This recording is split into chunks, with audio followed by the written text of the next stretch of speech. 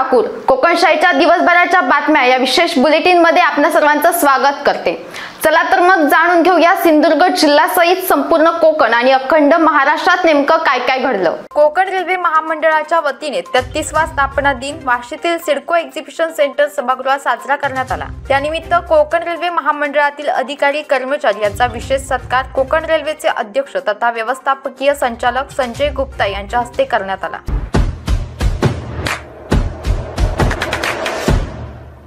सडेवाडी मार्गे सांडव्या रस्त्याची खडी उकळून रस्ता पूर्णपणे नादुरुस्त झाला असल्यामुळे मालवण पंचायत समिती माजी उपसभापती राजू परुळेकर यांच्या नेतृत्वाखाली ग्रामस्थांनी या ठिकाणी श्रमदान करत रस्त्यावर पडलेली खडी बाजूला करत अपघात होणार नाही या दृष्टीने साफसफाई केली।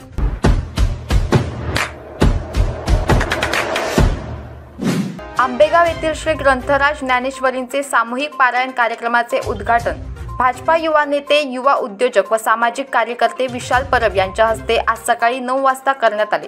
यावेळी असंख्य भाविक उपस्थित होते।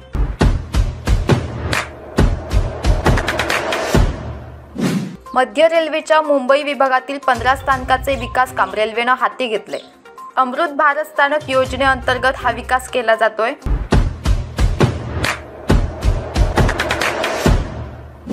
कणकवली नजीक असलेल्या जानवली बौद्धवाडी जवळ कोंबडी वाहतूक करणाऱ्या टेम्पोचा अपघात झालाय। हा अपघात सकाळी 6:30च्या सुमारास झाला असून यामध्ये एक जण गंभीर जखमी झालाय।